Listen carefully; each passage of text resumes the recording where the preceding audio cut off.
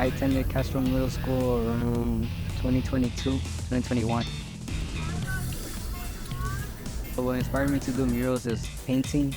I always did art as a kid, so I guess that everything that comes with art I love.